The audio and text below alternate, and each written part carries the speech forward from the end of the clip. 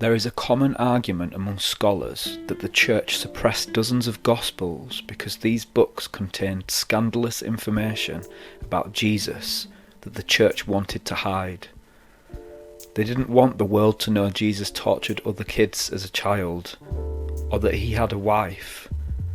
Out of all these suppressed Gospels, the Gospel of Thomas is one of the most heavily debated. No major Christian group accepts this Gospel as canon. It is unlike any other Gospel text and has been an enigma ever since it was discovered. It has no narrative whatsoever, and its 114 sayings are difficult to understand. Is the Gospel of Thomas one of the earliest accounts of the teachings of Jesus? And could it help us understand early Christianity outside the New Testament? If we study the 114 sayings in this writing, we find some similar to existing sayings, some that are slightly different, but the majority cannot be found anywhere in the entirety of Scripture. In the Gospel of Thomas, Jesus does not behave in the same way as he does in any of the New Testament Gospels. His advice is strange, and there is no account of his crucifixion or his resurrection. Even more remarkably, the Jesus depicted in the Gospel of Thomas seems to suggest that a reader who gains proper knowledge can actually become not a Christian, but a Christ. The Gospel of Thomas was discovered in Egypt, near Nag Hammadi, in December 1945, among a group of books known as the Nag Hammadi Library.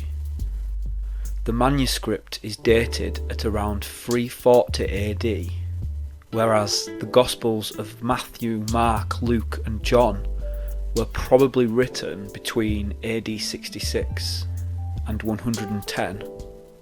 However, after the Coptic version of the complete text was discovered in 1945, scholars soon realised that 3 different Greek fragments previously also found in Egypt were part of this Gospel of Thomas. These 3 papyrus fragments of Thomas date to between 130 and 250 AD, although the wording of the Coptic sometimes differs significantly from the earlier Greek texts.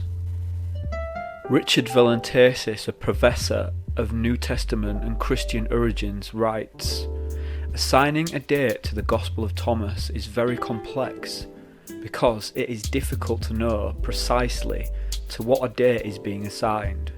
Scholars have proposed a date as early as 60 AD or as late as 140 AD, depending upon whether the Gospel of Thomas is identified with the original core of sayings, or with the author's published text, or with the Greek or Coptic texts, or with parallels in other literature."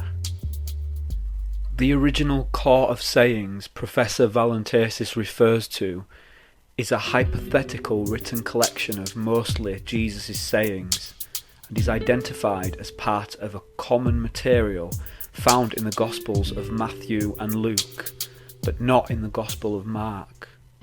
According to this hypothesis, this material was drawn from the early church's oral tradition, although no copy of this has ever been discovered. We do not know who wrote the Gospel of Thomas. The first lines of the text refer to Didymus, Judas, Thomas as the author. The word Didymus is Greek for twin, and the word Thomas is Aramaic for twin. So it would appear the author's name was Judas, and his nickname was the Twin. The New Testament Gospels mention a man named Thomas, who John called Didymus Thomas. There are also several people named Judas mentioned, other than the well-known Judas Iscariot. However, there is no mention of a Judas in the New Testament who was nicknamed the Twin. So can we trust the Gospel of Thomas? There appears to be insufficient corroboration between the Gospel of Thomas and the New Testament Gospels, and there's no evidence to confirm the author was a person of authority, such as an apostle, eyewitness, or someone closely connected with either. However, if the Gospel of Thomas can be identified with the original core of sayings, if this document even existed, and the text truly is as early as some scholars believe, then perhaps the Jesus understood by contemporary Christians today is inaccurate.